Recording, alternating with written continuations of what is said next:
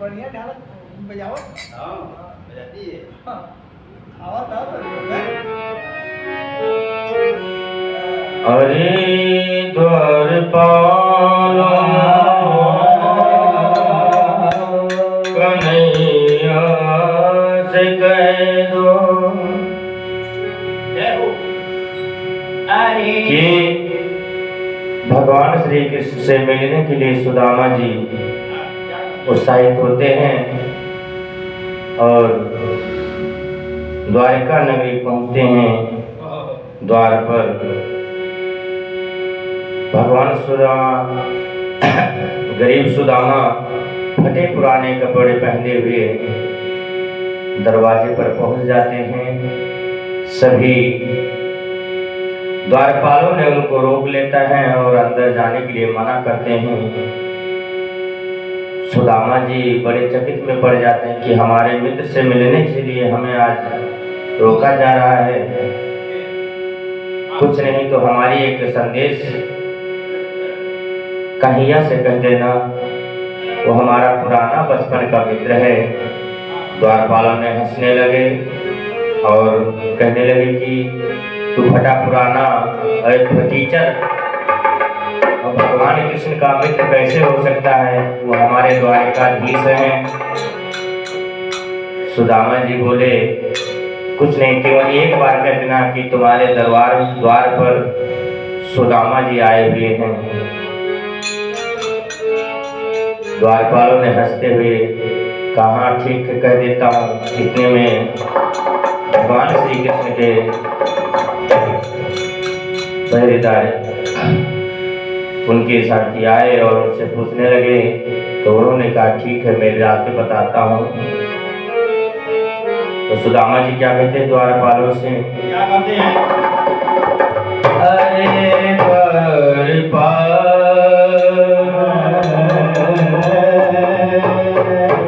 अरे द्वारपालो कन्हैया से कह दो, अरे द्वारपालो कन्हैया से कह दो कि मिलने सुदामा गरीब आ गया।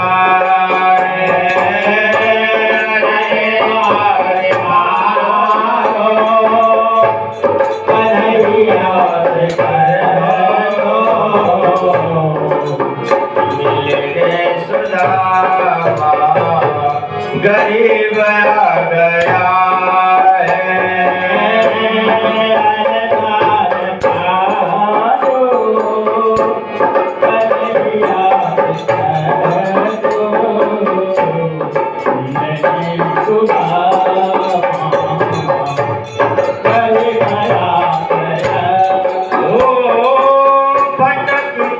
भटकते न जाने कहाँ से, भटकते न जाने कहाँ से तुम्हारे महल के करीब आ गया है। भटकते भटकते भटकते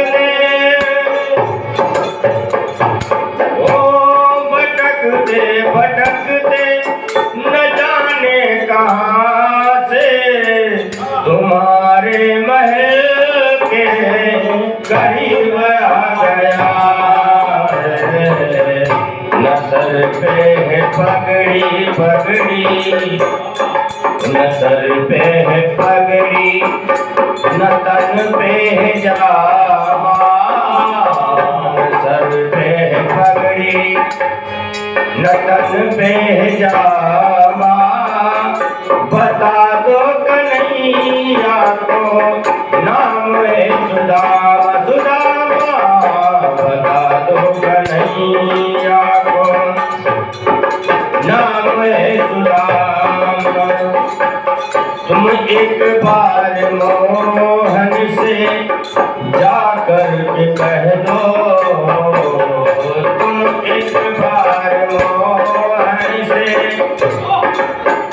जाकर के कह दो सखावत नसीब आ गया है। एक बार मोहन से जाकर के कह दो कि तुम्हारा सखावत नसीब आ गया है। कि मिलने सुदामा गरीब आ गया।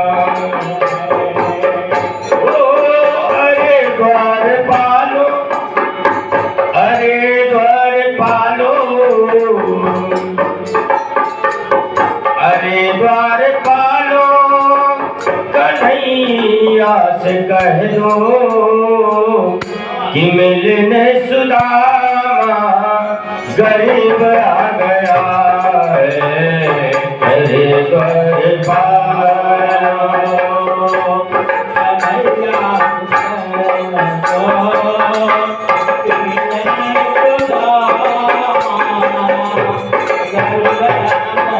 भगवान श्री कृष्ण सुनते हैं कि हमारे द्वारे पर हमारा सखा पहुंचता है, आ गया है।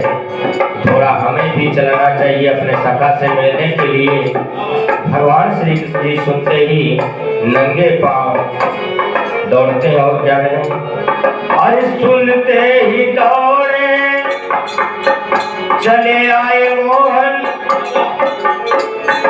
सुनते ही दौड़े चले आए मोहन। और लगाया गले से सुदामा को मोहन, मोहन लगाया गले से सुदामा को मोहन। कि हुआ रुक्मिणी को बहुत ही अचंभा, हुआ रुक्मिणी को बहुत ही अचंभा। कि मेहमान कैसा अजीब आ गया है। हुआ रुक्मिणी को बहुत ही अचंभा। कि मेहमान कैसा अजीब आ गया है। भगवान श्री कृष्ण जी जब सुदामा जी को अपने गले से लगा लेते हैं, रुक्मिणी जी बड़ी अचंभों में पड़ जाती हैं कि यह कैसा मेहमान है जिसको भगवान श्री कृष्ण ने अपने सीने से अपने गले से लगा लिया। तथा किसी को ऐसे गले नहीं लगाते। आज भगवान ने स्वयं अपने गले से लगा लिया, मगर इसका बेड़ा पार हो गया। कि लगाया गले से सुदामा को मोहन, लगाया गले से सुदामा को मोहन। हुआ रुक्मिणी को बहुत ही अचंभा। कि मेहमान कैसा अजीब आ गया है। अरे द्वार पालो पालो, अरे द्वार पालो, कन्हैया से कह दो कि मिलने सुदामा गरीब आ गया है।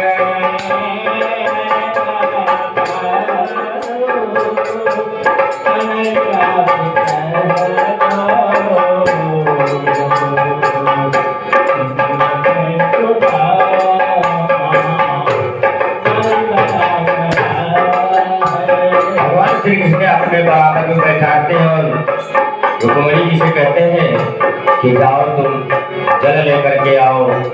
ब्राह्मण देव आए हैं और इनके चरण पखारना है।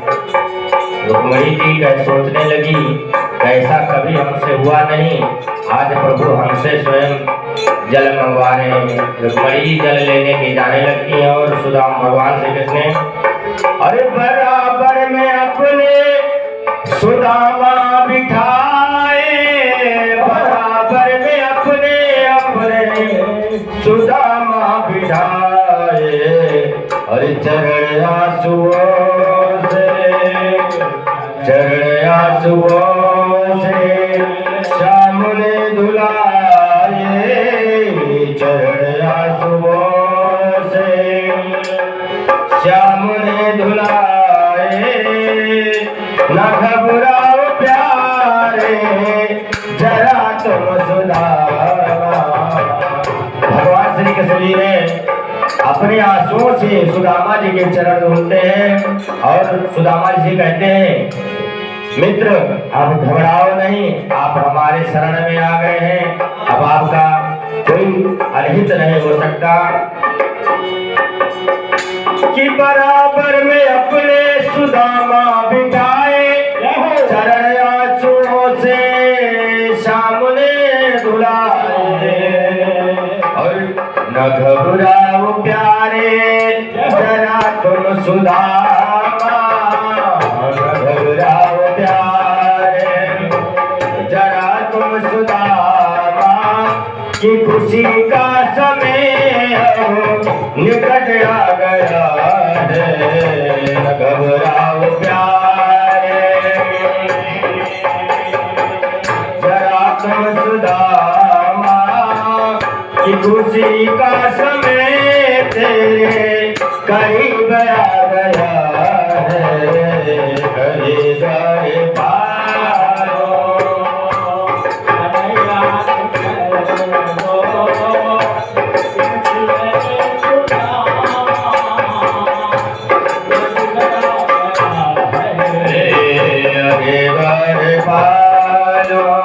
कन्हैया से गए कि मिलने सुदामा, गरीब आ गया है। कि मिलने सुदामा गरीब आ गया है। और श्री कृष्ण कन्हैया